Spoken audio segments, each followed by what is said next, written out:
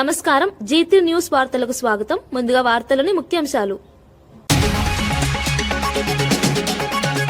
తమిళనాడుపై ప్రధాని మోదీ కీలక వ్యాఖ్యలు. కాంగ్రెస్ ను దూరంగా ఉంచిన రాష్ట్రం తమిళనాడు అన్న ప్రధాని. కాంగ్రెస్ ముక్త తొలి రాష్ట్రంగా తమిళనాడు గుర్తింపు. ప్రధాని వ్యాఖ్యలతో జాతీయ రాజకీయాల్లో చర్చ.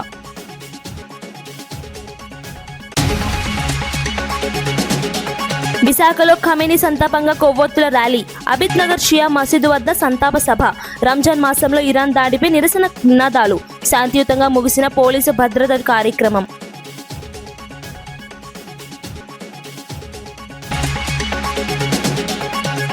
కరీంనగర్ సిపిపై పాడి కౌశిక్ రెడ్డి హెచ్చరిక. చర్యలు లేకపోతే వీడియోలు విడుదల చేస్తానన్న ఎమ్మెల్యే. అసెంబ్లీలోపు నిర్ణయం తీసుకోవాలన్న డిమాండ్. వ్యాఖ్యలతో రాష్ట్ర రాజకీయాల్లో కలకలం.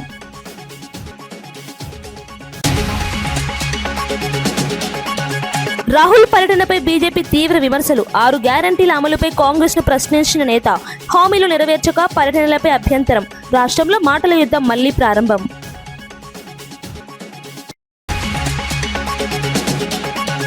ఎస్సీ రిజర్వేషన్ల పెంపుపై కవిత డిమాండ్. అసెంబ్లీలో తీర్మానం చేయాలన్న విజ్ఞప్తి. ఉపకులాలకు సమాన ఫలాలు దక్కాలన్న సూచన. రిజర్వేషన్ పెంపు కోసం ఉద్యమం హెచ్చరిక.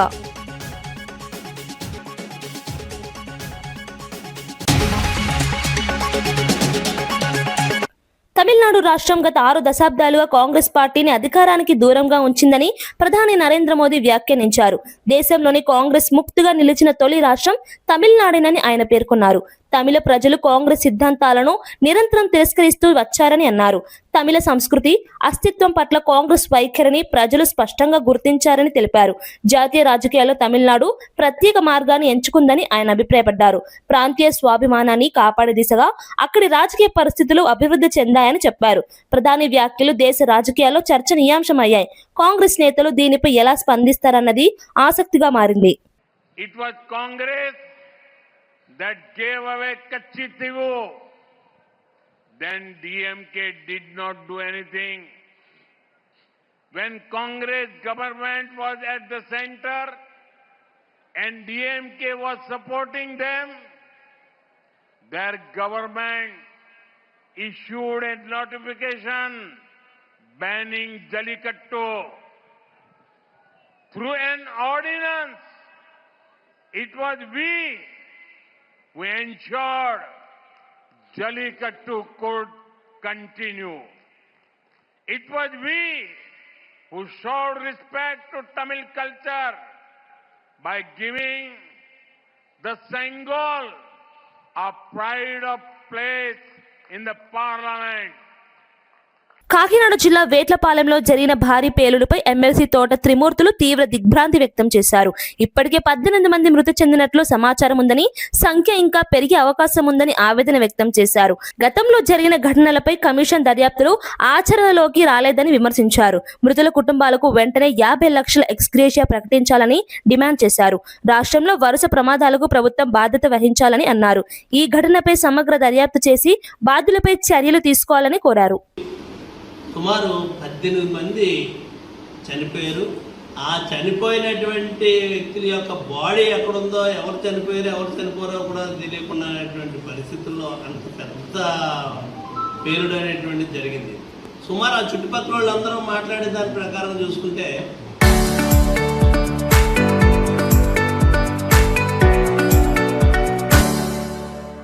ఒక 4-5 కిలోమీటర్ల వరకు ఆ శబ్దం కనపడింది అనేటువంటిది ఆ చుట్టుపక్కల గ్రామాలను కూడా చెప్పేటువంటి పరిస్థితి. ఇది చాలా దురదృష్టకరమైనటువంటి సంఘటన.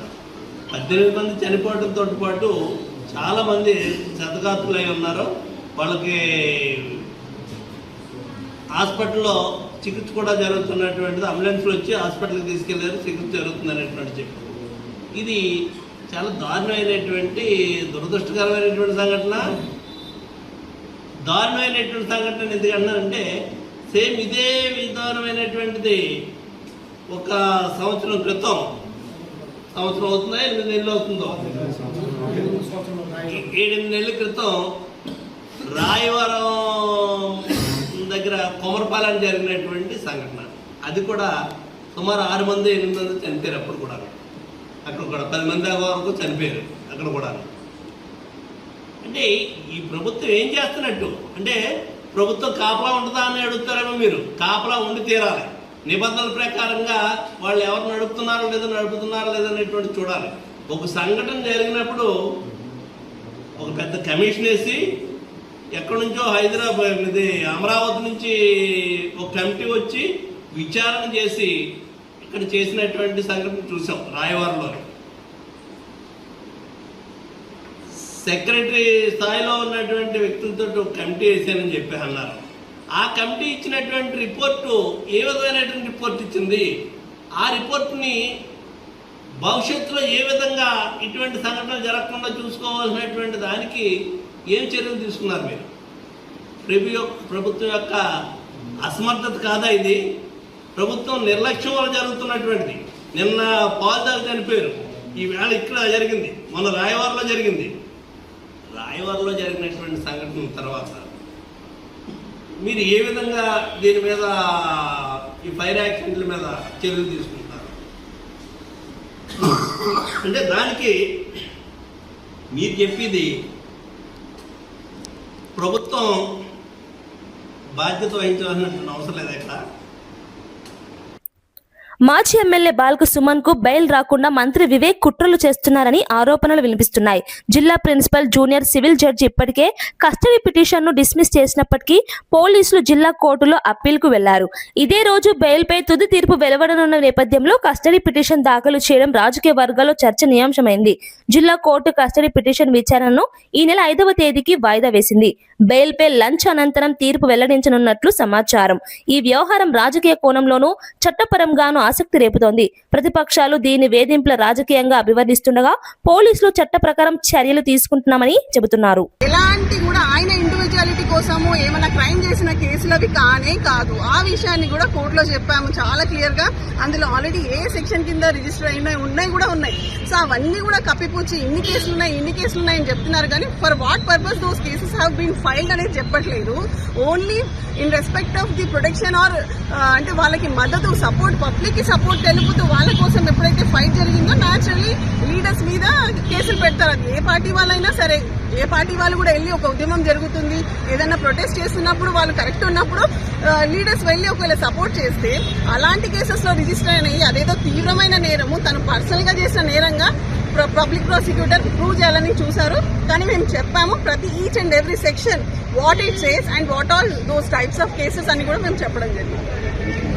కరీంనగర్ సిపి గౌస్ ఆలంపై చర్యలు తీసుకోకపోతే వీడియోలు బయట పెడతానని బీఆర్ఎస్ ఎమ్మెల్యే పాడి కౌశిక్ రెడ్డి హెచ్చరించారు. ఐపీఎస్, ఐఏఎస్ అధికారులపై ఉన్న గౌరవంతో ఇప్పటి వరకు వీడియోలను బయట పెట్టలేదని తెలిపారు. అసెంబ్లీ సమావేశాలలోపు సిపిపై ప్రభుత్వం చర్యలు తీసుకోవాలని డిమాండ్ చేశారు. లేదంటే రేవంత్ రెడ్డికి సంబంధించి రహస్య వీడియోలను చూపిస్తానని వ్యాఖ్యానించారు.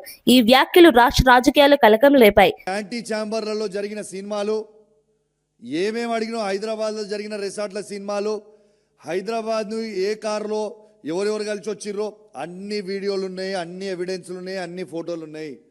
ప్రతి ఒక్కటి కూడా బయట పెడతా. కానీ నేను ఆగడానికి కారణం ఏంటి తెలుసా? ఐపీఎస్ల మీద, ఐఏఎస్ల మీద గౌరవంతో ఒక్కరిద్దరు దొంగలు చేయబట్టి మొత్తం ఐఏఎస్లు ఐపీఎస్లు ఆగం కావద్దు కదా అని ఉద్దేశంతోనే ఆగిన. సదురుకోండి, తస్మాత్ జాగ్రత్త అని హెచ్చరిస్తూ ఉన్నాను. రేపు మీరు ఈ 15 రోజుల లోపల మీరు చేయకపోతే మాత్రం 100కి 100% చెప్తున్నా మీకు అసెంబ్లీ బడ్జెట్ సెషన్లో లోపల అసెంబ్లీ సాక్షిగానే నేను ముఖ్యమంత్రి గారికి రిక్వెస్ట్ చేసి టైం తీసుకొని మరీ చూపిస్తాను. మీరేమన్నా ఆడ కూడా హుషారు చేసి నన్ను చూపించనీయకపోతే అసెంబ్లీ మీడియా పాయింట్లన్నా చూపిస్తా, కానీ బరాబర్ చూపించుడు మాత్రం ఖాయం.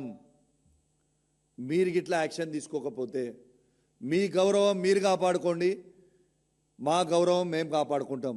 ఒక్క ఆఫీసర్ కోసం అందరు బద్నాం కాకండి, ఒక్కరిద్దరు ఆఫీసర్ల కోసం అందరు బద్నాం కాకండి.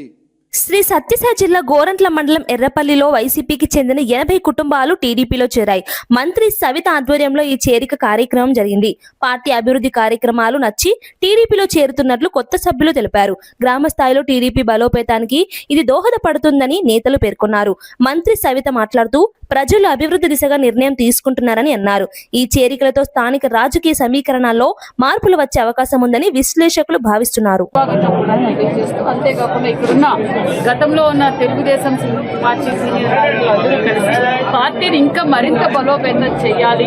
ఈ రోజు ఈ ప్రాంతం సస్యశ్యామలుగా ఉంది, మరింత అభివృద్ధి జరుగుతూ ఉంది. కాబట్టి అభివృద్ధిని చూసి తెలుగుదేశం పార్టీలోకి వారందరూ చేరటం కూడా చాలా ఆనందంగా ఉందనే విషయం కూడా తెలియజేస్తూ, గతంలో కూడా తెలుగుదేశం పార్టీలో ఉన్నవారే పద్మనాభరెడ్డి గారు గతంలో మరి ఒక్క అవకాశం అని చెప్పి జగన్మోహన్ రెడ్డి గారికి చూద్దాం యువకుడు కదా ఏదో చేసేస్తాడని చెప్పి వైసీపీ పార్టీలోకి పోయిన తర్వాత మరి గత 5 సంవత్సరాలుగా మావిడి వ్యవసాయ రంగానికి కావచ్చు, మరి ఈ పెనుగొండ నియోజకవర్గం కావచ్చు, గోరంట్ల మండలం కావచ్చు, నార్సంపల్లి పంచాయతీ కూడా ఏ అభివృద్ధికి నోచుకోలేదన్న విషయం స్వయాన మరి పద్మనాభరెడ్డి గారు చెప్పడమే చూసాం. జనసేన పార్టీ క్రియాశీలక సభ్యత్వ నమోదు గడువు పెంపు ఉండదని పీఏసీ చైర్మన్ మంత్రి నాదెళ్ల మనోహర్ స్పష్టం చేశారు. ఇప్పటికే నిర్ణయించిన గడువులోనే సభ్యత్వ నమోదు పూర్తి చేయాలని కార్యకర్తలకు సూచించారు. గడువు పెంపుపై వస్తున్న ప్రచారం అసత్యమని తెలిపారు. పార్టీ బలోపేతానికి సభ్యత్వ నమోదు కీలకమని పేర్కొన్నారు. సమయానికి నమోదు పూర్తి చేసిన వారికే సంబంధిత ప్రయోజనాలు వర్తిస్తాయని స్పష్టం చేశారు. సాధకులుగా చాలా మంది చేరారు. సాధకులుగా చేరిన వాళ్ళు పూర్తి స్థాయిలో సభ్యత్వ కార్యక్రమంలో ఇంకా నిమగ్నం అవ్వలేదు. దయచేసి మీరు మార్చి 10వ తారీఖు వరకే మనకి గడువు ఉంది. ఎందుకంటే మార్చి 14వ తారీఖున మనం మరొకసారి మన ఆవిర్భావ దినోత్సవం జరుపుకోవాలి. కాబట్టి దాన్ని పొడిగించే కార్యక్రమం మనకు ఉన్నది ఈసారి. దయచేసి అర్థం చేసుకుని మీరు మీ సమయం మీరు కేటాయించండి. ఎక్కువ మంది సభ్యత్వం చేయడానికి ముందుకు వస్తే వాళ్ళని ఆదరిద్దాం. కానీ మీరు ఆ బాధ్యత తీసుకోవాలి. ఎవరైతే ఎక్కువ సభ్యత్వం చేస్తానో అనే మాట ఇచ్చారో దయచేసి దాన్ని నిలబెట్టుకోండి. హిందూ సంప్రదాయాలను కాపాడేందుకు కూటమి ప్రభుత్వం కట్టుబడి ఉందని ఎమ్మెల్యే జ్యోతుల నెహ్రూ తెలిపారు. సీఎం చంద్రబాబుపై తప్పుడు వార్తలు ప్రచారం చేయడం దారుణమని అన్నారు. తిరుమల ప్రసాదం తయారీలో నెయ్యి లేకుండా కెమికల్స్ వాడారన్న ఆరోపణలపై తీవ్రంగా స్పందించారు. ప్రసాదంలో కల్తీ జరగలేదని వైసీపీ చెప్పడం విరుద్ధమని వ్యాఖ్యానించారు. ధార్మిక వ్యవస్థపై అపచారం జరుగుతోందన్న ప్రచారాన్ని ఖండించారు. తిరుమల ప్రతిష్టను దెబ్బతీయాలనే కుట్రలను ప్రజలు నమ్మరని పేర్కొన్నారు. ఒక అంకం ముగిసిన తర్వాత సాధు పొంగవులతో మాట్లాడించిన తర్వాత ఎదురుకొచ్చి ప్రదర్శించేటటువంటి వ్యక్తులు ఎవరు? వాళ్ళు వెనక్కి దూసేశారు, వీళ్ళు ఎదురుకొచ్చేసారు.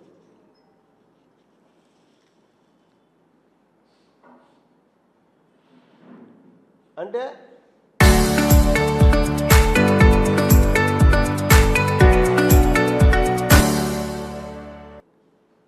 దీన్ని రాజకీయం అనుకోవాలా? చంద్రబాబు నాయుడు గారు తిరుపతి వెంకటేశ్వర స్వామికి అపచారం జరిగింది, కల్తీ జరిగింది ఆ మహాప్రసాదంలో అని చెప్పేసి అన్న మాటని రాజకీయం అనుకోవాలి. తమ్ముడు,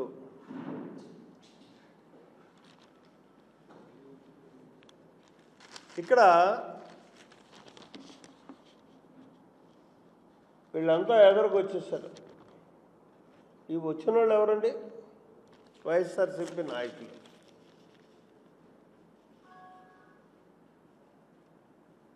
వీళ్ళ హిందూ ధర్మాన్ని పరిరక్షించే వాళ్ళు.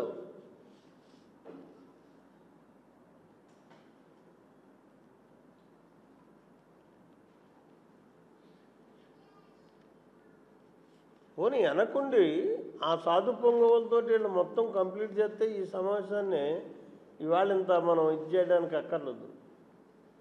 కేవలం రాజకీయం కోసం వాళ్ళు ఉపయోగించుకుని వాళ్ళు ఏదో రకంగా ప్రలోభ పెట్టో ఏం చేశారో మనకైతే భయపెట్టారో తెలియదు. కానీ వాళ్ళ జీవితాలని హిందూ మత పరిరక్షణ కోసం అర్పించినటువంటి వ్యక్తులు అని చెప్పుకునేటటువంటి సాధు పొంగవులందరినీ కూడా ఇక్కడ కొత్తలోకి వెనక దోసేశారు. ఎదరు వీళ్ళందరూ ఉన్నారు. వీళ్ళు ఏమంటారండి? రాధాస్వామి హైదరాబాద్ ఆయన అంటాడు హైందవ ధర్మానికి వ్యతిరేకం. ఏంటి చంద్రబాబు నాయుడు గారి విధానాలు. అలాగే కామేశ్వర ప్రసాద్ బ్రాహ్మణ సంఘం రాష్ట్ర నేత స్థాయి దిగి మాట్లాడుతున్నారు.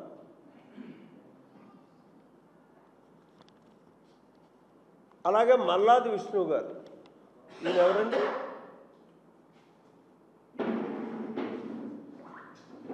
చంద్రబాబుదే ఈ పాపం.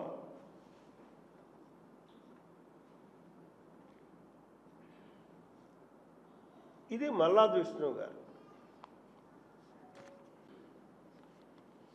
ఇది ముమ్మాటికి రాజకీయ కుట్రే. ఏది రాజకీయ కుట్ర? కలియుగ దైవం పట్ల సీఎం చంద్రబాబు చేస్తున్నది మహాపచారం. హిందూ ధార్మిక సంస్థల ప్రతినిధులు, స్వామీజీలు మండిపాటు. వీళ్ళ స్వామీజీలు రాజకీయ లబ్ధి కోసం దిగజారి వ్యవహరించడం క్షమార్హం కాదు. స్వయాన సీఎం రాష్ట్ర స్థాయి వ్యక్తే, సీఎం స్థాయి వ్యక్తే భక్తులను తప్పుద ఖమ్మం జిల్లా వెలుగుమట్లలో పేదల ఇండ్లు కూల్చివేయడంతో బాధితులు పునరావాస కేంద్రాల్లో తలదాచుకుంటున్నారు. షెల్టర్లలో ఉన్న బాధితులకు తమ పార్టీ భోజనాలు ఏర్పాటు చేస్తే పోలీసులను పెట్టి పేదలను కొట్టిస్తున్నారని ఎంపీ వడ్డీరాజు ఆరోపించారు. ఇండ్లు కూల్చివేయడమే కాకుండా పునరావాస కేంద్రాల్లో ఉన్న వారిపై దాడులు చేయడం ఎంతవరకు సమంజసమని ప్రశ్నించారు. ప్రభుత్వం పేదల పట్ల సానుభూతితో వ్యవహరించాలని, వెంటనే బాధితులకు శాశ్వత పునరావాసం కల్పించాలని డిమాండ్ చేశారు. ఈ ఘటనపై సమగ్ర విచారణ జరిపి బాధ్యులపై చర్యలు తీసుకోవాలని కోరారు. ప్రాంతంలో ఉద్రిక్త పరిస్థితులు నెలకొనగా పోలీసులు భద్రతా ఏర్పాట్లు కట్టుదిట్టం చేశారు. టీటీడీసీ షెల్టర్లలో, పునరావాస కేంద్రాలలో ఉంటే వాళ్ళ భోజనాలు కూడా పెట్టకపోతే మా పార్టీ మిగతా వాళ్ళు ఎక్కడోళ్ళక్కడ భోజనాలు పెడుతుంటే వాళ్ళని అక్కడి నుంచి ఖాళీ చేయించడానికి రోడ్ల మీద ఎక్కడ పడితే అక్కడ పోలీసులతో కొట్టిస్తున్నారు. పోలీస్ సోదరులు కూడా ఆలోచించాలి. డీజీపీ గారు శివధర్ రెడ్డి గారు నేను అడుగుతున్నాను, పేదలకు ఇల్లు కూలగొట్టడమే కాకుండా వాళ్ళు ఉన్న నిరాశ్రయులు అక్కడ ఉన్నటువంటి పునరావాస కేంద్రాల నుంచి కూడా కొట్టి పంపించాలి అనుకున్న ఎంతవరకు న్యాయం మీరు చెప్పండి. ఇది ఎంతవరకు న్యాయమో ఆలోచించండి. అధికారం ఎవరికి శాశ్వతం కాదు, మళ్లీ మారుతూనే ఉంటాయి ప్రభుత్వాలు. అధికారులు మీరు అక్కడే ఉంటారు, కనీసం పోలీసులన్నా ఆలోచించండి. మీ దాంట్లో పోలీసులు పేదవాళ్ళు ఉన్నారు, పేదవాళ్ళని చూస్తే ఏమనిపిస్తలేదండి? మీ ఫ్యామిలీలు లేరా? వాళ్ళు పేదవాళ్ళు కాదా? ఒకసారి ఆలోచించండి గట్టిగా. ఖమ్మంలో నిన్న సంఘటన, ఎక్కడ పడితే అక్కడ కొడితే కాలువలలో పడ్డారు, ఉరికించి కొడుతున్నారు. అంటే ఇక్కడి నుంచి ఖాళీ చేయండి, ఈయన ఉంటే రోజుకో సంఘటన జరుగుతుంది, వివిధ పార్టీల వాళ్ళు వస్తున్నారు, ఇది దేశమంతా తెలిసిపోతుంది, మేము చేసిన తప్పు బయటపడుతుంది అని చెప్పేసి ఆ తప్పును ఎప్పటికీ ఆపలేరు. ఎందుకంటే మీడియా చాలా స్ట్రాంగ్ గా ఉంది, సోషల్ మీడియా అద్భుతంగా పనిచేస్తుంది. మీరు కొన్ని మంది చూపించినా చూపించకపోయినా సమాజంలో అద్భుతంగా ముందుకు తీసుకెళ్తున్నారు. వారందరికీ కూడా ఈ సంఘటన బయట పెట్టిన ముందు మీడియా మిత్రులందరికీ కూడా సహకరిస్తున్న, పేదలకు సహకరిస్తున్న మీడియా మిత్రులందరికీ కూడా నేను మరొకసారి థ్యాంక్ చెప్తున్నాను. మీడియా సాక్షిగా బయట తీయండి. వాళ్లకు మళ్ళీ అక్కడే ఎన్ని ఇండ్లు అయితే కూలగొట్టారో అక్కడే ఇండ్లు కట్టించి మా డిమాండ్ మా బీఆర్ఎస్ పార్టీ తరఫున మా కేటీఆర్ గారు వచ్చి చెప్పారు. వారు వచ్చి చెప్పేదాకా కూడా మిగతా వాళ్ళు ఎవరు యాక్టివ్ గా కూడా కాలే. మా డిమాండ్ మా బీఆర్ఎస్ పార్టీ, మా కేసీఆర్ గారు, కేటీఆర్ గారు, మా డిమాండ్ పేద ప్రజల ఇల్లు ఎక్కడైతే పడగొట్టారో అక్కడే అద్భుతమైన ఇల్లు కట్టించి వాళ్ళకు పట్టాలిచ్చి కరెంటు, రోడ్లు, ఫెసిలిటీస్ కూడా ఏర్పాటు చేయాలి. భూదాన్ ల్యాండ్ అంటే పేద ప్రజలకు ఇచ్చే ల్యాండ్, దాన్ని వేరే దానికి వాడుకోవడానికి వీల్లేదు. పేద ప్రజలు ఉన్న ల్యాండ్ కూడా తీసుకోవాల్సిన అవసరం ఏంటండి? లక్షల ఎకరాల భూమి ఉన్నది. ఎక్కడో అక్కడ దేశాలు కాని దేశాల నుంచి వచ్చిన వాళ్ళకు భూదానం చేస్తున్నారు, ఇండస్ట్రీలు పెట్టుకోమని చెప్తున్నారు. కానీ కూడు లేని వాళ్లకు, అక్కడ ఉండడానికి షెల్టర్ లేని వాళ్లకు, గుడిసె కూడా లేని వాళ్ళకు కూడా వాళ్ళ భూములను ల్యాండ్ గ్రాబర్స్ అంటారు పేదవాళ్ళని. ఇది చాలా తప్పండి. అక్కడ జరుగుతున్నవాన్ని రాష్ట్రం మొత్తం చూస్తుంది. భారత్ ఎల్లప్పుడూ శాంతిని కోరుకుంటుందని ప్రధాని నరేంద్ర మోదీ తెలిపారు. పశ్చిమాసియాలో నెలకొన్న ప్రస్తుత ఉద్రిక్త పరిస్థితులపై ఆయన ఆందోళన వ్యక్తం చేశారు. సమస్యలను దౌత్యపరమైన చర్చల ద్వారా పరిష్కరించుకోవాలని సూచించారు. హింసకు బదులుగా సంభాషణే ఉత్తమ మార్గమని అన్నారు. ప్రపంచ శాంతి, స్థిరత్వం కోసం భారత్ తన వంతు కృషి చేస్తుందని స్పష్టం చేశారు. అంతర్జాతీయ వేదికలపై శాంతి, సమగ్రతకు మద్దతు ఇస్తామని పేర్కొన్నారు. ప్రస్తుత పరిస్థితుల్లో అన్ని దేశాలు సహనం పాటించాలని ఆయన పిలుపునిచ్చారు.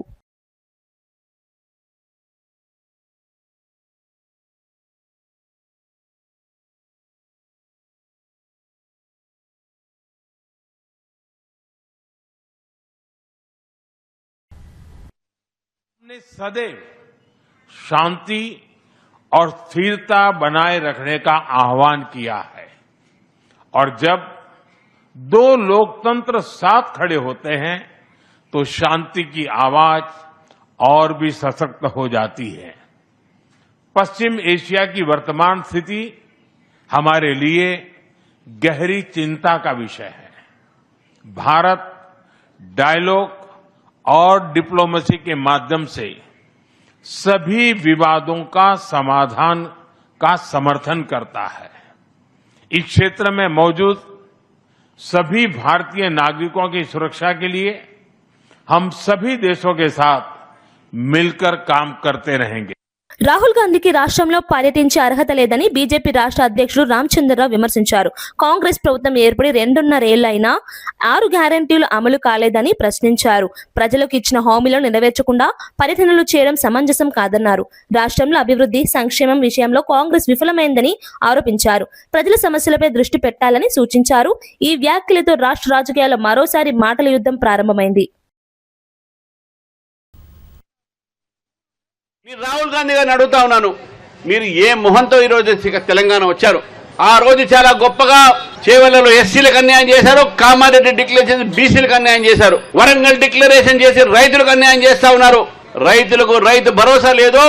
ఇంతవరకు 2.5 సంవత్సరాల్లో రైతుల అకౌంట్ లో ఎంతవరకు రైతు భరోసా వేశారని చెప్పేసి ప్రభుత్వాన్ని ప్రశ్నిస్తున్నాను. రాహుల్ గాంధీ ఎట్లా వస్తారండి?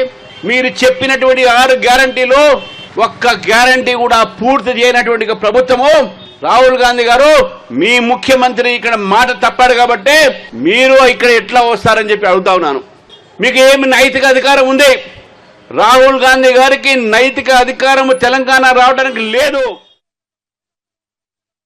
దేశాల మధ్య శాంతి నెలకొల్పేందుకు యుద్ధం చేయడం మూర్ఖత్వమని సిపిఐ సీనియర్ నేత నారాయణ అన్నారు. వెంటనే ఇరాన్పై అమెరికా, ఇజ్రాయెల్ చేస్తున్న యుద్ధాన్ని నిలిపివేయాలని డిమాండ్ చేశారు. యుద్ధం వల్ల సామాన్య ప్రజలే నష్టపోతారని పేర్కొన్నారు. సమస్యలను చర్చల ద్వారానే పరిష్కరించుకోవాలని సూచించారు. అంతర్జాతీయ సమాజం జోక్యం చేసుకుని శాంతి స్థాపనకు కృషి చేయాలని కోరారు. ప్రపంచ శాంతి, మానవతా విలువలను కాపాడాల్సిన బాధ్యత అన్ని దేశాలదేనని అన్నారు. మరి ప్రపంచం మొత్తం హతరాకుతరం అయిపోయింది. మన దేశాల రేట్లు పెరిగినాయి, డాలర్ రేట్లు పెరిగిపోయినాయి, రూపాయి విలువ పడిపోయింది, అంతా సంక్షోభంలో వచ్చేసింది. చివరికి మన భారతదేశం ఉన్నటువంటి లక్షలాది మంది కార్మిక శ్రామికులు అటు గల్ఫ్ కంట్రీస్ లో, అరబ్ కంట్రీస్ లో ఉన్నటువంటి వాళ్ళందరూ కూడా ఇబ్బంది పడతారు, బయట రాలేకపోతున్నారు. దాదాపు 444 విమానాలు రద్దయిపోయినాయి. ఎక్కడ పెడితే అక్కడ విమానాశ్రయాల మీద పడి ఉన్నారు, ఎండల్లో ఉన్నారు. మేము ఫోన్ చేస్తే తెలిసిన వాళ్ళకి, బంధువులకి, మేము ఇంట్లోనే ఉన్నాం, బయట రావడం ఏంటి అంటున్నారు. కొమేని ఇరాన్ సుప్రీమోని వాళ్ళ దేశ ప్రజానీకం శిక్షిస్తే మనకేమో అభ్యంతరం లేదు, వాళ్ళ దేశ ప్రజానీకం ఏమైనా శిక్షించలే. కానీ ట్రంప్ చంపించేశాడు. ఆ దేశాల్లో ఆ గవర్నమెంట్ ఉంటాయి, బాగోగులు వాళ్ళు చూసుకుంటారు. ప్రజా వ్యతిరేక విధానం ఉంటే ఆ దేశ ప్రజానీకం వాళ్ళని తోసేస్తారు. ట్రంప్ ఎవరు, తర్వాత ఇజ్రాయెల్ ఎవరు ఆయా దేశాలను తొలగించడానికి? ఇది కేవలం యుద్ధోన్మాదం అనేది టెర్రరిజానికి వ్యతిరేకం కాదు, టెర్రరిజం ప్రోత్సహిస్తున్నారు. అలాంటి టెర్రరిస్టు ప్రోత్సహించేటువంటి అమెరికా సామ్రాజ్యవాద వైఖరిని, తర్వాత ఇజ్రాయెల్ వైఖరిని భారతదేశం తీవ్రంగా ఖండించాల్సిన అవసరం ఉంది. పుట్టుకతోనే వినికిడి కోల్పోయిన చిన్నారులకు అనంతపురం కిమ్స్ సవేరా ఆసుపత్రిలో ప్రభుత్వ ఆర్థిక సహాయంతో కోక్లియర్ ఇంప్లాంట్ శస్త్రచికిత్సలు నిర్వహించారు. ఈ ఆధునిక శస్త్రచికిత్స ద్వారా వినికిడి సమస్యతో బాధపడుతున్న పిల్లలకు కొత్త జీవితం లభించనుంది. వైద్యుల బృందం ప్రత్యేక పరికరాల సహాయంతో విజయవంతంగా శస్త్రచికిత్సలు నిర్వహించినట్లు తెలిపారు. ప్రభుత్వ పథకాల ద్వారా ఖరీదైన చికిత్స అందుబాటులోకి రావడం తల్లిదండ్రులకు ఉపశమనం కలిగించింది. శస్త్రచికిత్స అనంతరం పిల్లలు శబ్దాలకు స్పందించడం ప్రారంభిస్తారని వైద్యులు పేర్కొన్నారు. ఇలాంటి వైద్య సేవలు గ్రామీణ ప్రాంతాల వారికి అందించడం అభినందనీయమని పలువురు అభిప్రాయపడ్డారు. ఆల్మోస్ట్ ఒక 50 సర్జరీస్ అనేది చేయడం జరిగింది. ఫ్రీ ఆఫ్ కాస్ట్ అండి, విత్ గవర్నమెంట్ సపోర్ట్ చేయడం జరిగింది. స్క్రీనింగ్ చేసి ఈ సర్జరీకి క్వాలిఫై అయిన పీపుల్ని తీసుకుని వచ్చి వాళ్ళ సర్జరీస్ చేసి వాళ్ళకి మంచి జీవితాన్ని ఫ్యూచర్లో వచ్చేలాగా చూస్తున్నారు. ఇలాగే ఇంకెవరైనా సరే రిక్వైర్మెంట్ ఉన్న వాళ్ళు ఎవరైనా సరే అప్రోచ్ అయితే వాళ్ళందరూ కూడా సర్జరీ చేయడానికి విల్లింగ్గా ఉన్నారు. సమాజంలో ఎవరైతే వినికిడి లోపంతో బాధపడి చదువులు కోల్పోతున్నారో వాళ్ళందరికీ మనము హెల్ప్ చేసి వాళ్ళని హీరింగ్ ఎయిడ్స్ ద్వారా కానీ లేకపోతే కాక్లియర్ ఇంప్లాంట్ సర్జరీస్ ద్వారా కానీ వాళ్ళని వినపడేలాగా చేసి క్లాస్ రూమ్స్కి తీసుకెళ్ళాలి. భవిష్యత్ అనేది ఉద్దేశం అండి. అందరినీ మేము కోరేది ఏంటంటే ఇలాంటి పిల్లల్ని మీరు ఎక్కడైనా గమనించినా సరే వెంటనే వాళ్ళకి హీరింగ్ టెస్టులు చేయించి మా దగ్గరికి పిలుచుకొని వస్తే ఆరోగ్యశ్రీ ద్వారా ప్లస్ ఈహెచ్ఎస్ ప్రోగ్రామ్ ద్వారా గవర్నమెంట్ స్కీమ్స్ ద్వారానే ఫ్రీ ఆఫ్ కాస్ట్ మనం సర్జరీస్ చేయగలుగుతున్నాము. ఈ సర్జరీస్ ప్రైవేట్గా చేయించుకోవాలనుకుంటే వాళ్ళకి మినిమం 8 to 10 lakhs ఖర్చు వస్తుంది. సో అలాంటివన్నీ మనము గవర్నమెంట్ సపోర్ట్తో ఫ్రీగా చేయగలుగుతున్నాము. జనాభా దామాషా ప్రకారం ఎస్సీ రిజర్వేషన్లు పెంచాలని తెలంగాణ జాగృతి అధ్యక్షురాలు కల్వకుంట్ల కవిత డిమాండ్ చేశారు. అసెంబ్లీ బడ్జెట్ సమావేశాల్లోనే ఈ అంశంపై తీర్మానం చేయాలని కోరారు. ఎస్సీ ఉప కులాలకు రిజర్వేషన్ ఫలాలు సమానంగా దక్కాలని ఆమె అన్నారు. విద్య, ఉద్యోగాల్లోనే కాకుండా రాజకీయ రిజర్వేషన్లు కూడా ఇవ్వాలని సూచించారు. ఎస్సీ రిజర్వేషన్ల పెంపు కోసం జాగృతి దళిత సంఘాలతో కలిసి ఉద్యమిస్తుందని ప్రకటించారు. హైదరాబాద్ లో ఎస్సీ ఉపకులాల నేతలతో సమావేశమై చర్చలు జరిపారు. సామాజిక న్యాయం సాధనకు రిజర్వేషన్లు కీలకమని కవిత పేర్కొన్నారు.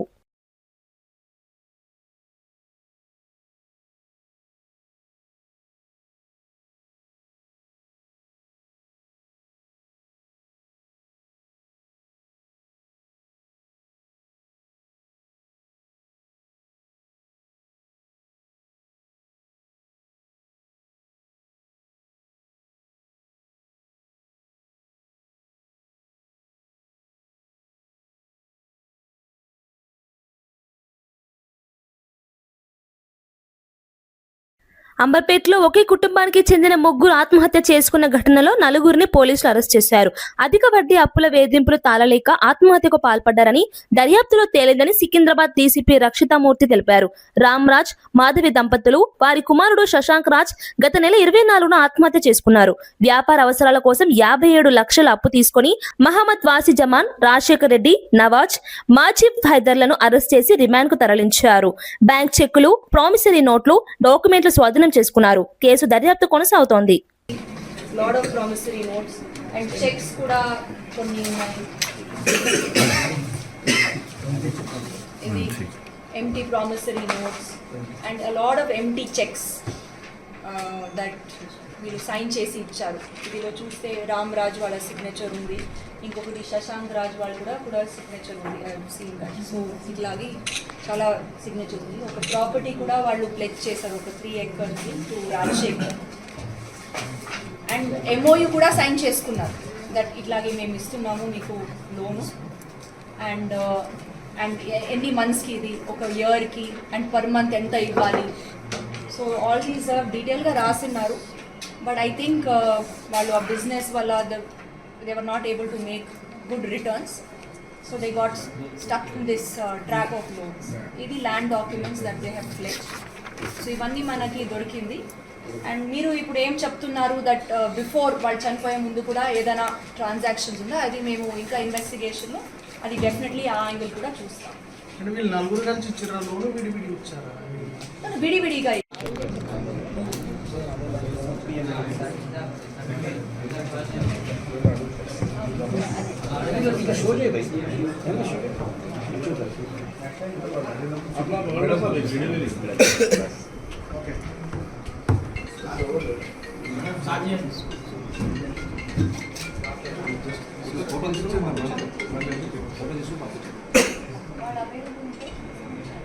విషియస్ సర్కిల్ అండి. ఒకసారి ఒక ట్రాప్ అయిపోతే దెన్ అదిని తీర్చడానికి ఇంకొక money lender. So they get in to a continuous cycle and అది వల్ల ఈ 3 వాళ్ళు చనిపోయారు. So I request the public that not to go to such money lenders who charge high rate of interest and also not to pledge their hard-earned properties and their hard-earned incomes. So I request public to not fall into this trap. Okay, ఈరోజు Amberpet police station వాళ్ళు ఒక 4 మంది accuse పర్సన్స్ని మనకి recently 24th February జరిగిన triple suicide కేసులో ఈరోజు arrest చేస్తున్నాము. మీకు అందరికీ తెలుసు, మొన్న 24th నాడు ఉదయం ప్రాంతంలో మనకి ఈ అంబర్పేట్ పిఎస్ లిమిట్స్లో 3 చనిపోయారని ఒక సమాచారం వచ్చింది. సో మేము అక్కడ వెళ్తే 2, దట్ ఈస్ రామ్రాజ్ అని ఒకరు, దెన్ వాళ్ళ భార్య మాధవి అండ్ వాళ్ళ అబ్బాయి శశాంక్, వాళ్ళు 3 కూడా వీళ్ళు బాపు నగర్ ఉండే ఇల్లు వాళ్ళు చనిపోయే స్థితిలో మనకి దొరికారు. ఇమీడియట్లీ వాళ్ళ అమ్మాయి నుంచి కంప్లైంట్ తీసుకున్నాము and weave registered a case under crime number 109/26/194 BNSS.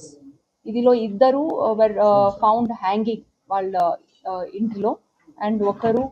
ఇవి ఈనాటి వార్తా విశేషాలు. మరో బులెటిన్లో మళ్ళీ కలుద్దాం. నమస్కారం.